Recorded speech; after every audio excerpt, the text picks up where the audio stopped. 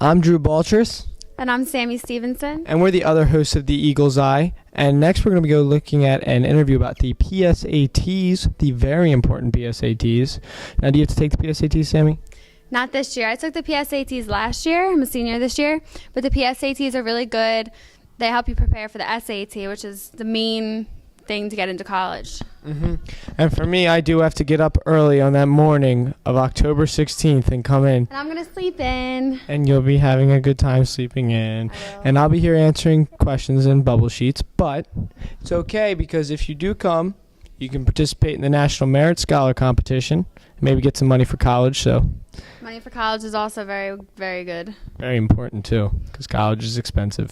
Let's go check out that interview and see what we can do for the PSATs and see if we can get that money. Good luck.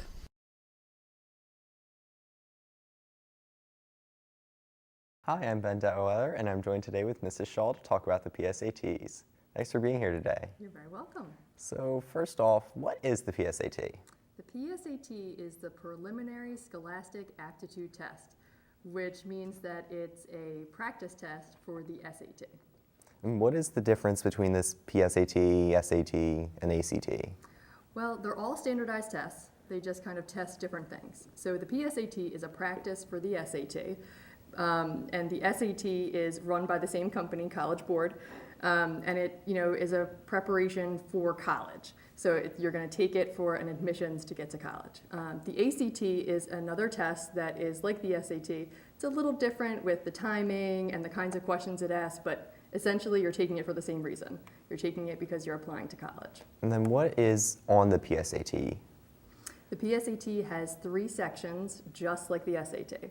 It's reading, math, and writing. Now, there's no essay when you take the PSAT.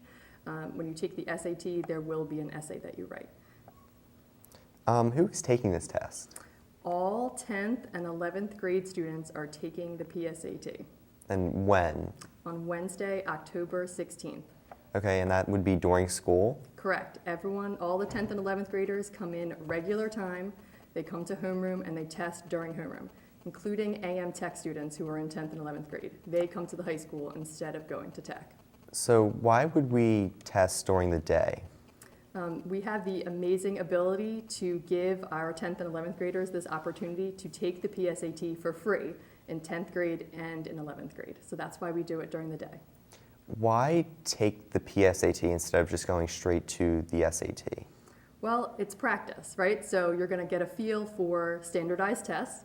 You're going to get a feel for what kind of test it is and the kinds of questions, as well as the instructions, which sometimes throw people off. So it's a good practice to take the SAT.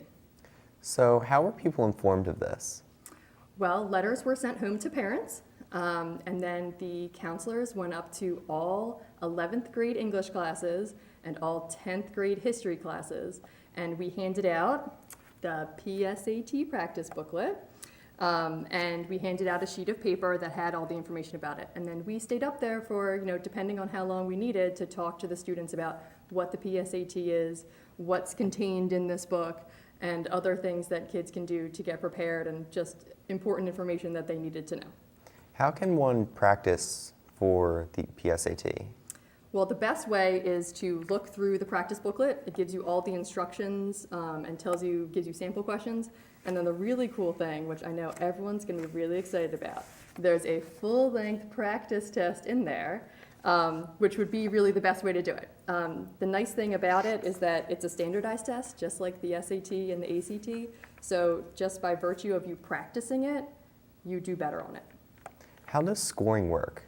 The scoring is sort of like the SAT. So the SAT, when you get your scores back, would be on a range from 200 to 800. And the PSAT is from 20 to 80 for each of the sections. So when you get your score sheet back, it's this huge pullout that you get to see your scores. And we go over that in January with all the 10th graders and all the 11th graders.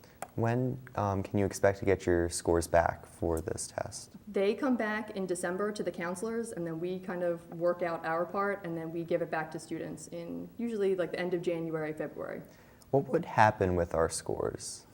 Nothing really happens with them. They they're not on your transcript or anything. Okay.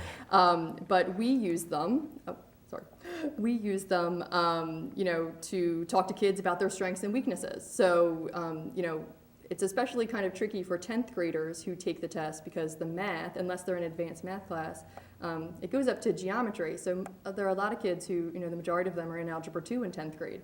So the math is something that definitely always needs to be worked on. It's just a way to see strengths and weaknesses so that when you take the SAT, you kind of know what you need to work on. So if you get your PSAT scores back and they're not really that good, what can you do to prepare for the SAT in between that time? Well, it's really cool because College Board has this amazing website. So when we give your scores back and we go over them, we kind of talk about this, but I'll give a preview. So the PSAT, all of your results go into the computer and you automatically have an account with College Board. So you just have to make it, give it a username and password, and your entire PSAT answers and everything is in the computer, in your account. So you can go in and you could go to question number 3 that you got wrong, and you could click on the right answer and it would tell you why it was right. And then you could click on all the other answers to see why they're wrong. So you can study just from looking at that test. But it also gives you an SAT study plan that you can work for. So like, let's say you're a junior, right? You're gonna take it maybe and then take the SAT in May. So you could go in and you could say, I'm taking the May SAT, and it would come up with an entire study plan for you. So that, and you would just have to go on every day and just do the practice questions. And then this account is free? It's free. Nice. Yeah. So how can someone get one of those booklets? Well, we gave them out to all 10th and 11th grade classes. If someone misplaced it, which I'm sure is an accident, if someone misplaced it or they maybe were absent that day, they can come down to the guidance office. We do have extras down there. All right, well, thanks for being here today. You're very welcome. I'm Ben Detweiler, and I just talked with Mrs. Shaw about the PSAT. Now back to Eagle's Eye.